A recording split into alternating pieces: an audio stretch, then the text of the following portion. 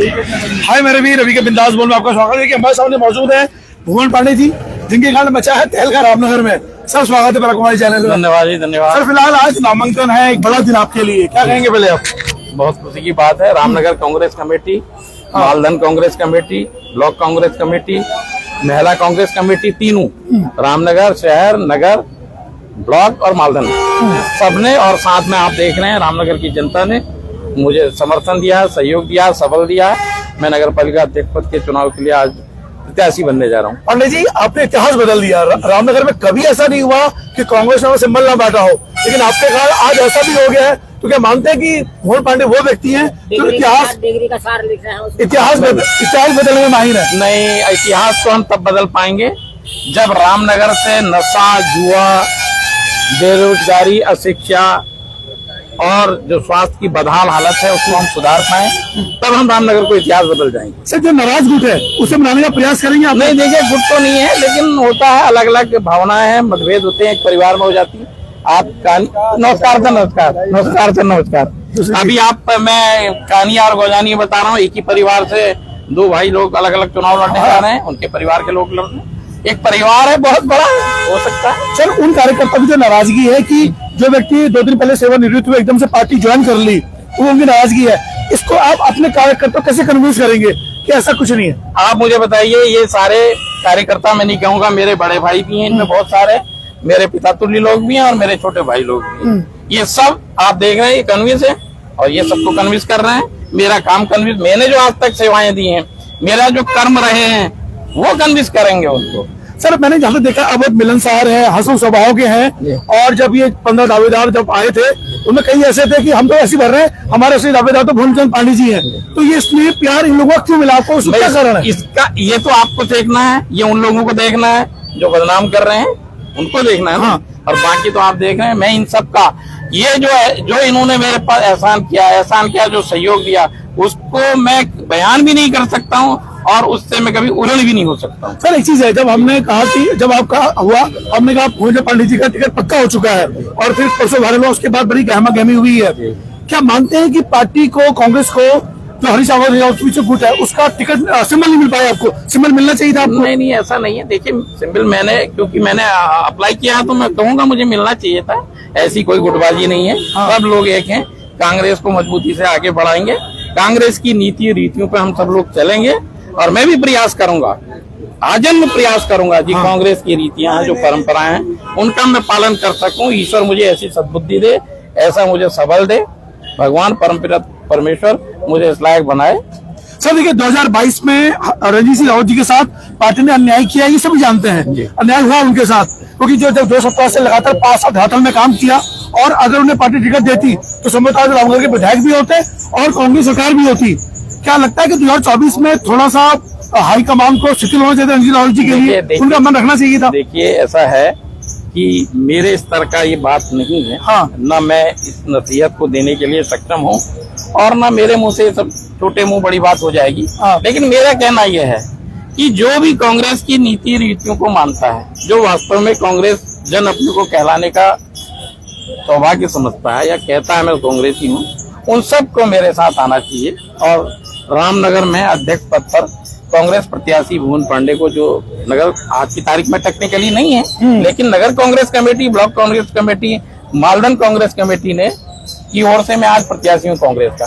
तो मुझे लगता है भटके हुए लोग हैं। और एक चीज और है ना, ईर्ष्या तू न गई मेरे मन से, कुछ ये भी चीजें हैं। चर्चा ये भी है रामनगर में कि इसमें, जैसे उस समय माननीय विधायक जी को फायदा हो गया था कांग्रेस की टूट से, इस बार कांग्रेस की टूट से जो नगर मंडल अध्यक्ष है भाजपा के बदन जोशी, उनको फायदा हो जाएगा। अब देखिए आप ऐसे लोग कह रहे हैं, चर्चा कर रहे हैं। देखिए ऐसा है, ऐसा कुछ नहीं है।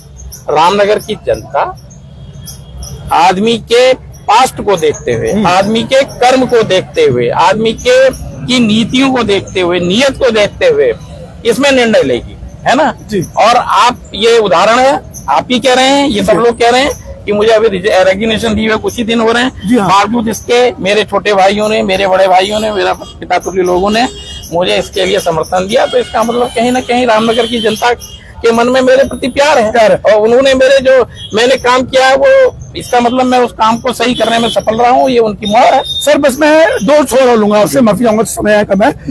मुझे जानना है कि जब 2022 के चुनाव में हरीश रावत जी आना चाह रहे थे तो आपके तत्कालीन जो चेयरमैन थे हाजी अकरम जी, उन्होंने कहा मैं निर्दलीय पर्चा भर दूंगा अगर गिराए, यानी वो हरीश रावत जी के पक्ष में थे, हरीश रावत के विरोध में थे।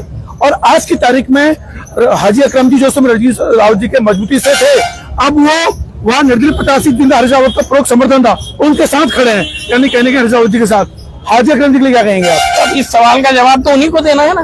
आपके मन में क्या लगा? देखिए, मेरे जो बड़े थे, हम हमारा हमेशा सम्मानित रहे हैं, हाजी भी हैं और उम्र में भी बड़े हैं, हम उनका सम्मान करते हैं। अब उन्होंने क्या निर्णय क्यों लिया, किसके कहने पे लिया, उस निर्णय पर वो कितनी देर चल पाएंगे, इसका जवाब उनको देना है या भविष्य को देना। आखिरी सवाल, जब आप आए पार्टी में, आपको उम्मीद थी कि इस तरह का पार्टी में टूटन हो जाएगी? देखिए, चर्चा आएगी। जब मैं आया था, मैं न तो इन शर्तों पे आया था, न इस मंशा से आया था कि साहब मैं आ रहा हूँ, मुझे जो है प्रत्याशी बनाया जाएगा जी। और तू ये टूटन वगैरह कुछ नहीं है, आपको सब दिख रहा है। मैंने कहा ना, ईर्ष्या तू न गई मेरे मन से। अब ये आदमी ये तो कहता है कि साहब मुझे आप टिकट दीजिए, लेकिन ये कहना कि साहब इसको मत दो, किसी को भी दे दो, ये तो मैंने कहा वो ईर्ष्या। हाँ, बिल्कुल सही है। देखिए, भोजन पांडे जी से पहली बार हम ऐसे रूबरू हुए हैं, मिले हैं, समझ हमारी पहली मुलाकात है फेस टू फेस। वैसे मैं कई बार कहते कौन है भोजन पांडे, यानी कि आने से पहले ही जो तूफान मचा रहा हो, सोचो इस नगर पालिका चुनाव में तो कितने तूफान मचाएगा। फिलहाल शुभकामनाएं आपको।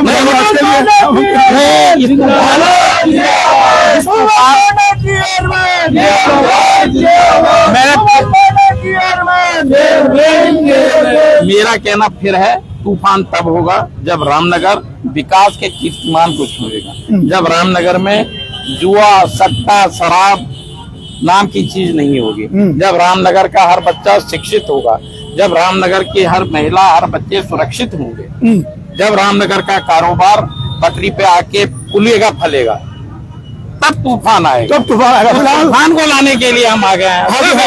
फिलहाल भोजन पांडे जी के लिए देखिए कितने लोग यहाँ मौजूद हैं, मैं आपको बहुत धन्यवाद आपको पांडे जी। मिलेंगे आपसे नमन के बाद।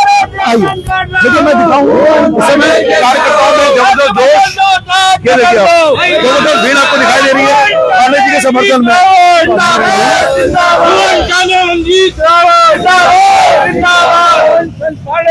धन्यवाद पांडे जी, आपका ये मुस्कुराहट बनी रहे और शानदार मुस्कुराहट है।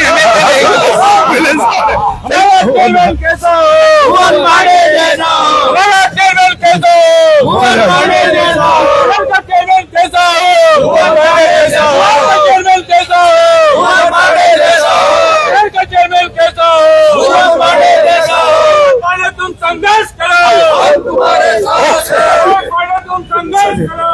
फिलहाल भोजन पांडे जी के लिए उत्साह कांग्रेस में देखने को मिल रहा है।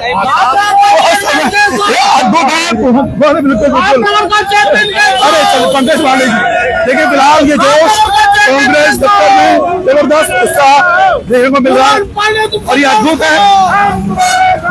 सारे कांग्रेसी एक सिंबल नहीं है, लेकिन दिलों में सिंबल लेके चल रहे हैं कांग्रेस का सारे कांग्रेसी। लेकिन जबरदस्त भीड़, जबरदस्त उत्साह।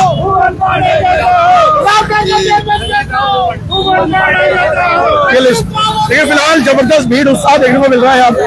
और भोजन पांडे एक ऐसा नाम बन चुके हैं यहाँ पर, हालांकि सिंबल नहीं मिला है और हर दिल में कांग्रेस का सिंबल लेके चल रहे हैं कांग्रेस के कार्यकर्ता, सिर्फ और सिर्फ भोजन पांडे के नाम से। तो इस बार की लड़ाई दिलचस्प है नगर पालिका के लिए। फिलहाल आप देख रहे हैं रवि के बिंदास बोल, और देखिए जबरदस्त माहौल देखने को मिल रहा है गहमा गहमी कांग्रेस कार्यालय में जो केंद्र है।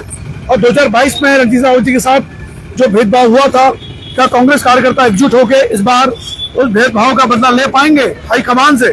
फिलहाल सबसे बड़ा सवाल। लेकिन आप देख रहे थे रवि के बिंदास बोल। पांडे जी क्या कहेंगे आप?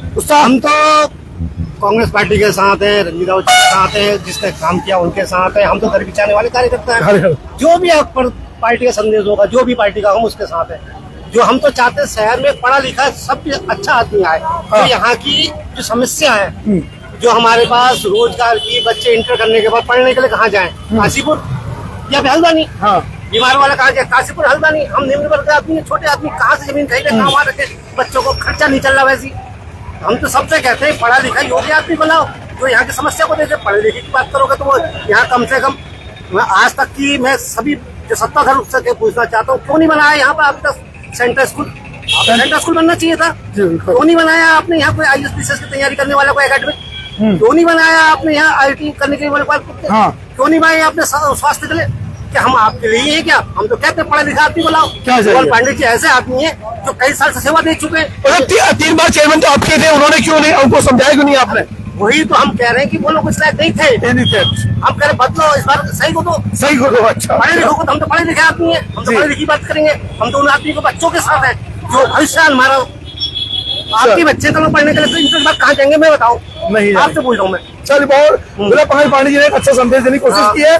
फिलहाल रवि के बिंदास में लाइव देख रहे थे, लेकिन बहुत जबरदस्त कांग्रेस में उत्साह नगर पालिका चेयरमैन के उम्मीदवार भुवनेश्वर पांडे के लिए कांग्रेस समर्थित उम्मीदवार। बहुत धन्यवाद पांडे जी आपका। आप देख रहे रवि के बिंदास बोल। जय उत्तराखंड, जय भारत।